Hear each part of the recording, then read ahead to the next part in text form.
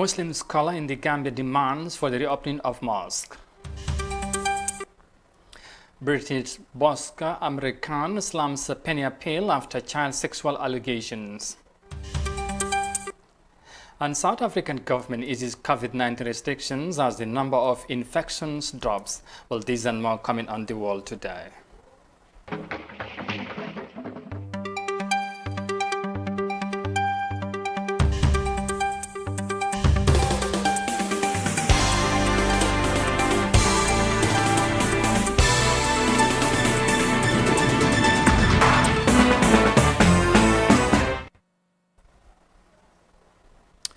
Hello there, this is Africa TV and you are watching the World Today News Bulletin. I am Amadou Kante and many thanks for joining us. And now the news in detail. Muslims in the Gambia are calling for the reopening of mosques so that they could offer prayers for the coronavirus pandemic to end.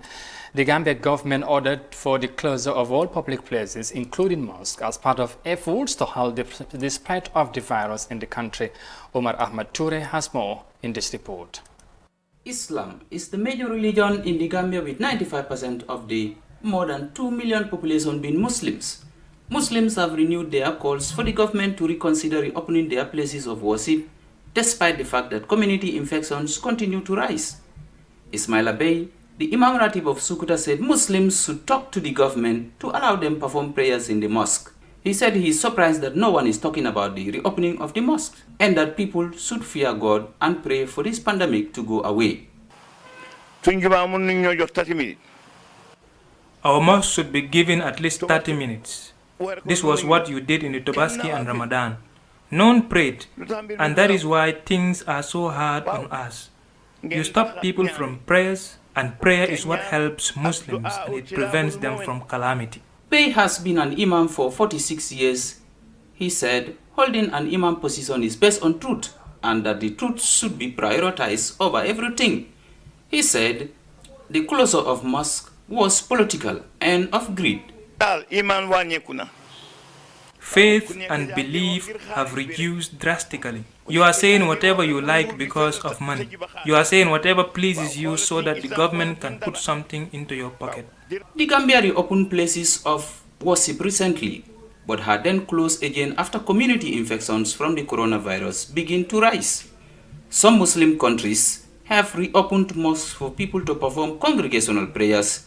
Saudi Arabia reopened over 90,000 mosques after 2 months of closure, and congregational prayers are held with social distancing of 2 meters between worshippers. For iAfrica TV, Omar Ahmad Toure.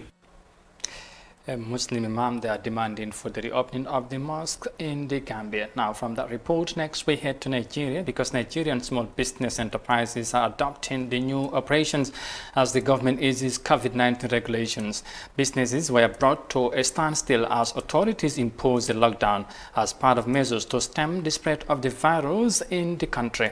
The West African country's economy was projected to grow over 2%, but that has now changed thanks to the COVID-19 pandemic. Here is more details of that. Sorting the best quality fabrics. That's the first step to Ifelunwa Odogu's bespoke designs. She, alongside her team, have spent the past 7 years piecing together unique clothing for women.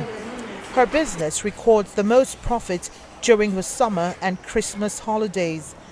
But the onset of the coronavirus pandemic has caused her to scale down operations as low patronage and inflationary pressures adversely affect her output.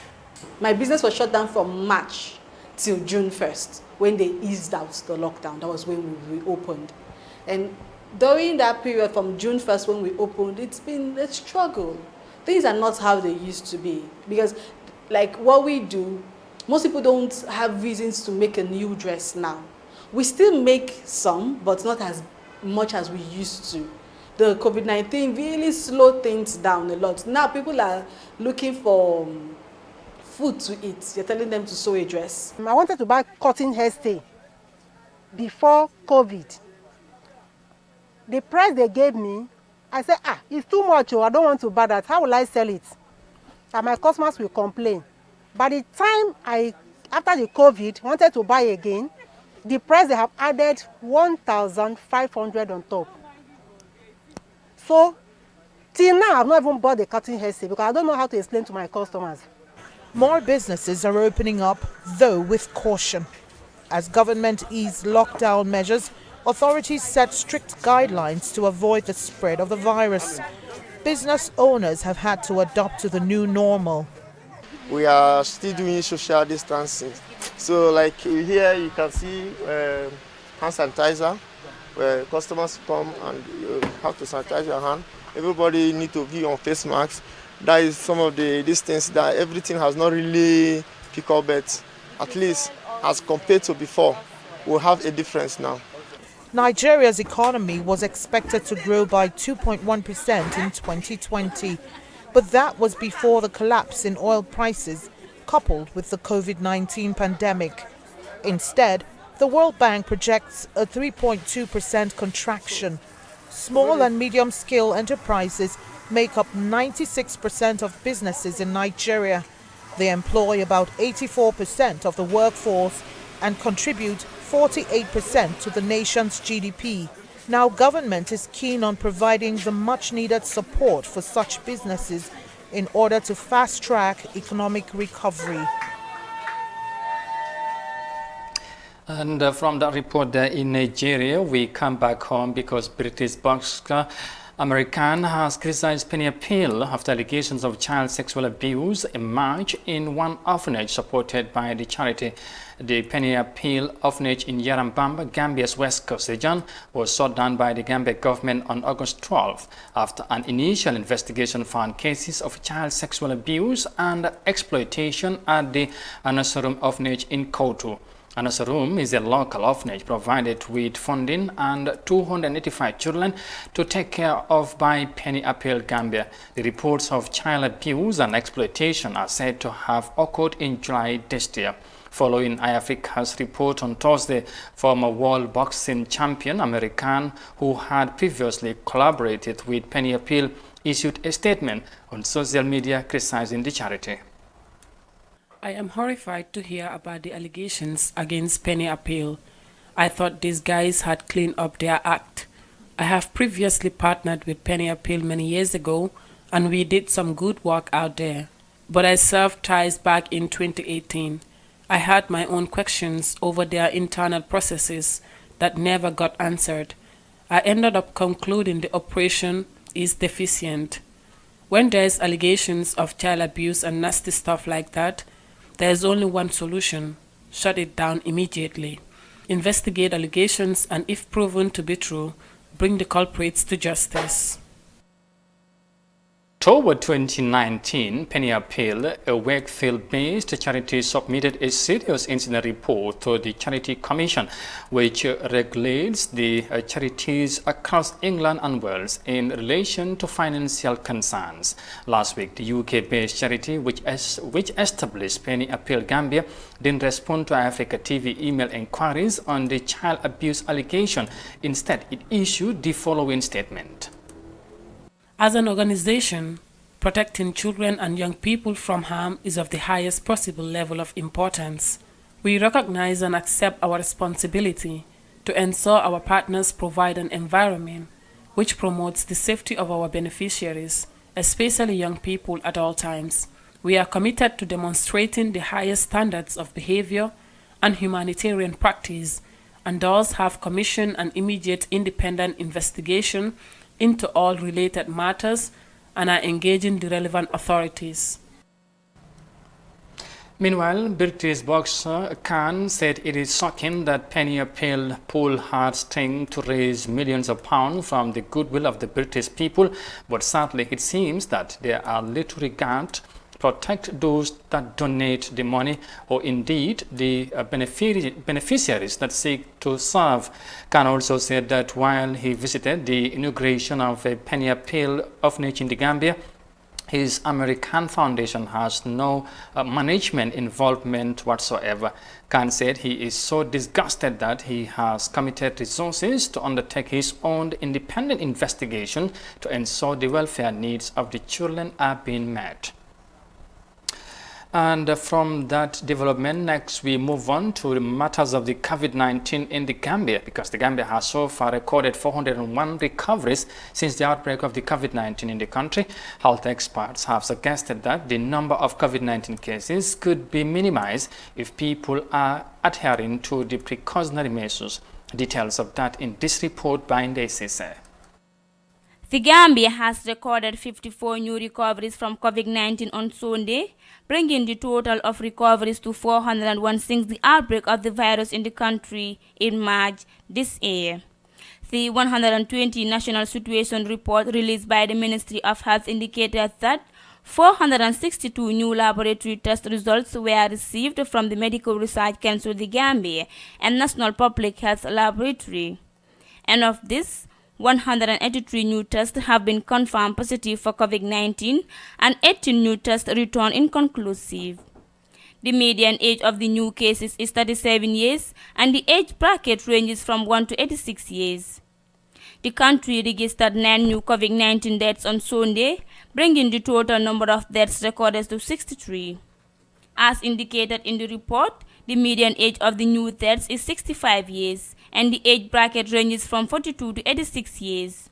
And of this, 6 are males and 3 are females. A total of 1,872 people have been infected with the virus across the country. 332 people are currently in quarantine, and where 17 new discharges were made, there are 1,408 active cases, 183 probable cases, and a crude case fatality ratio of 3.4%. In his 6th COVID-19 address to the nation on Friday, President Barrow, despite his government's intervention in the fight against the pandemic, it brought serious consequences, derailing his government's development agenda, challenging the health system, and undermine economic growth. For iAfrica News, Ndesise. COVID-19 cases continue to rise in the country, and from that report there by Ndesise, next we head to South Africa, because the South African Development Community on Monday held an extraordinary virtual meeting to discuss ways of fostering peace and development amid the global crisis. Fatimata Fati reports. The Southern African Development Community SADC today held an extraordinary session to discuss ways of building peace and security and promoting development and resilience in the face of global challenges. The virtual summit is held for the first time in 40 years due to the challenges face-to-face meetings during the COVID-19 pandemic. The Executive Secretary of SADC, Dr. Stagomena Lawrence, said that the formulation of a mechanism in honor of the founders of the sub-regional bloc will help entrench patriotism and a sense of belonging to the people in the member states. It is gratifying to report that during the year, the formulation of a mechanism in honor of our founders of SADC was finalized. The mechanism will go a long way in honoring the founders of SADC, in preserving and promoting the history of our organization, and in entrenching a sense of patriotism, self-love, and belonging among the peoples of our region, specifically the youth. SADC as an economic bloc is looking for ways to diversify the economies of member states. Economic growth has been affected by a stagnant industrial sector.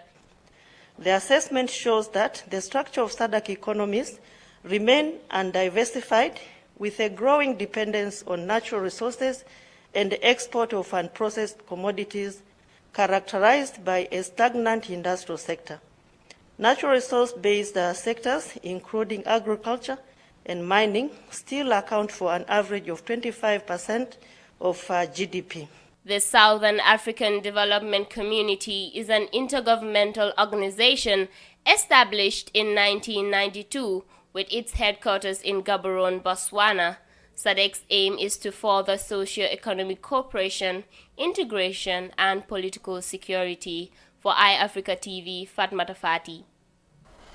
And from that report there, we will now take a break and come back shortly with the remaining update stories. Stay with us, we'll be right back.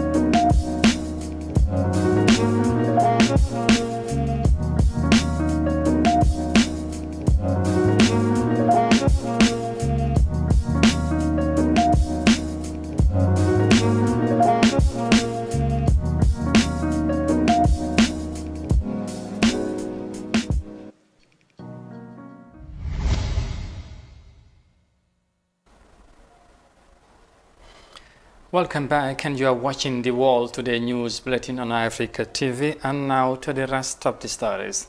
Now, ahead of his latest national address, the Gambian President Barrow was petitioned by the civil society organizations to address the nation amid the recent surge of COVID-19 cases in the country.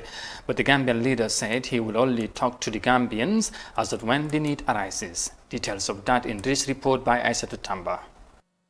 President Barrow said while he appreciates people's desire for him to speak regularly, following a surge in the number of coronavirus cases in the Gambia, he will only do so as when the need arises. He was speaking during his fifth address to the nation on Friday, following mounting pressure from civil society groups and frontline health workers. Although the Gambian government has introduced a series of measures geared towards curbing the pandemic, the number keeps increasing. Currently, the Gambia has recorded 1,872 cases, 401 recoveries and 63 deaths since March 2020. I appreciate that many of you would like me to address the nation often, and I want to assure you I will do so whenever the need arises.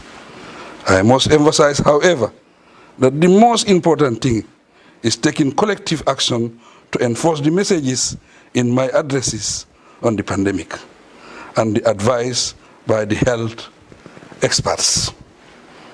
Whenever I address the nation, I do so in the national interest. And every law-abiding citizen and residents of the country should abide by our pronouncements. Part of the demand of the civil society organization, together with frontline health workers, for Barrow-led administration to communicate the next step the government will be taking in dealing with the pandemic. They want the government to provide full medical packages to frontline workers, daily announcement of health workers, among others. However, Barrow did not address these demands. Instead, he said people need to unite in the fight against the virus, and that it is not his wish to see any citizen of the country to suffer in any form. To see any citizen and residents of the Gambia suffer in any form. If we work together, respect our diversity, utilize our expertise, we can do a lot more to change our situation. Fellow citizens, each of us can be an advocate for healthy living if we follow the precautionary measures advised by experts. We can all be law enforcement agents if we value and respect the rule of law. We can have the type of country we want to live in if we all act responsibly and hold ourselves duly accountable to the nation. President Barrow reminded the populace of the precautionary measures and went further to urge Gambians to be policemen and women in the fight against the virus. Reporting for Africa News, I am Aissatou Tamba. And from the report there by Aissatou Tamba, as you heard, next we head to New Zealand, because New Zealand is set to delay the country's parliamentary elections by 4 weeks to October 17 after the emergence of the COVID-19 in the country last week. The country, which has been corona-free for over 100 days, witnessed a surge in the number of coronavirus cases. Currently, the country has over 1,000 cases, 22 deaths, and 1,531 recoveries since the outbreak of the virus in the country. Details of that in this report by Julden Suare. The New Zealand Prime Minister announced on Monday that there would be a 4-week delay in the country's general election after a spike in the number of coronavirus cases in Auckland. The country's election, which was due to be held on September 19, will now be held on October 17. Jacinda adding to reporters in Washington that the recent outbreak has been cause for concern. She said this will provide sufficient time for parties to plan around a range of circumstances. It should be clear that the Electoral Commission since April has planned for a range of scenarios, including the possibility of an election period where the country is at alert level 2 and with some areas of the country at alert level 3. There is no suggestion at this point that New Zealand will be in these elevated alert levels during the September election.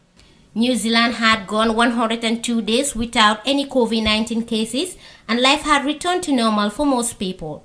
However, earlier this week, the country's biggest city, Auckland, went back into lockdown. 9 new cases were confirmed on Monday, bringing the total number of cases to 58. The rest of the country was put into level 2 lockdown, with both lockdown periods extended until at least August 26 as for the cases of coronavirus were confirmed. The New Zealand Prime Minister said she does not intend to change the election date again. Having weighed up all these factors and taken wide soundings, I have decided on balance to move the election by 4 weeks to the 17th of October. At the end of last week, I was advised that this date is achievable and presents no greater risk than had we retained the status quo. I've also been advised that in moving to a 17 October election day, the Commission will be able to leverage and draw on much of the work already undertaken to deliver the election. Beginning early voting during school holidays, while having the downside of some people moving around the country, would mean that some additional facilities would become available for the purposes of early voting. Prime Minister Ardern said COVID-19 is the world's new normal. Therefore, New Zealand is working as hard as they can to make sure that their new normal disrupts their lives as little as possible. For iAfrica News, I am Khadija Seka. Yes, that report was filed in there by Khadijatu Seka instead of Juldenjaya Shwari, as I mentioned. Now, from that, next to North Africa, because the Egyptian private sector recovery process is gradually picking up since the government declared easing of the emergency restriction. Authorities of the North African countries are working on measures to resuscitate the economy as business were adversely affected due to the challenges brought about by the COVID-19 global pandemic. Details of that in this report. 9 oil Egyptian businesses have shown the slowest contraction rates last July. The IHS market PMI index settled at 49.6 points, the closest to the 50 mark in a year. Above 50 signals business growth. One of the main driving factors for the index to go up is the significant return of tourism activity. That's after Egypt opened its airspace and allowed tourist entry to coastal and touristic cities which have either no COVID-19 cases or just few. Output rose for the first time in a year as sectors shut under the COVID-19 pandemic are gradually opening up. Egypt is taking small yet steady steps to bring its economy back on track. This policy has increased executives' confidence in the country. The index also makes a poll from the business decision makers. It reflects improvement in economic performance. It also reflected a sense of optimism and that most executives are projecting even better performance in the Egyptian market. The sentiment is driven by outlook for the tourism sector, which should support broader economic comeback. Egypt still has a long way ahead for economic recovery. Inflation is at its highest rate in 9 months, and Egyptian purchasing at an 8-month low, while employment rates continue to drop. Egypt may be getting on its feet, but rather slowly. And from that report there in Cairo, Egypt, finally we go back to South Africa again because the country's government eases emergency COVID-19 restriction as the number of infections drops in the country, but the nighttime curfew remains in place. As the country returned to normalcy, experts say the latest government move would help revive the economy amid the impact of the COVID-19 pandemic. South Africa has been the hardest hit country since the novel coronavirus was confirmed in the continent. Here's more details of that. The South African president announced that the sale of cigarettes and alcohol will be allowed again. At the same time, people can travel for leisure and cross provincial borders. But there's still no international travel. The nighttime curfew remains in place, and this could affect economic recovery plans. The key thing for me was the fact that the Disaster Management Act and the state of disaster continues. This is deeply problematic. It enforces a curfew of 10 p.m.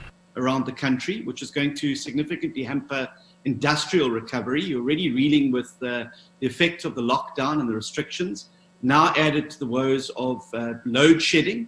And it's now made it impossible for them to have a night shift to try and make up for time lost during the day due to load shedding and lost productivity. Some are suggesting that the decision to further ease the COVID-19 lockdown provides some level of certainty. The country feels a sense of relief and perhaps even a modest glimmer of hope or encouragement from some return to normality, and even if the way in which we conduct ourselves is not the same as before, the nature and extent of our activity can show a resumption of that normality. The government has been working with its social partners in labour and business to find solutions. It's been 5 months of economic destruction, and it's now time to rebuild the country's economy. Well, viewers, the reporter in South Africa finally brings this news bulletin to an end. But for more details on this and other stories, as always, you can log on our website on africa.tv. You can also join my colleague Sona Tunkra at 19:30, 7:30 local time for the Gambia 24 news bulletin. But until then, thanks for watching, stay safe, and bye for now.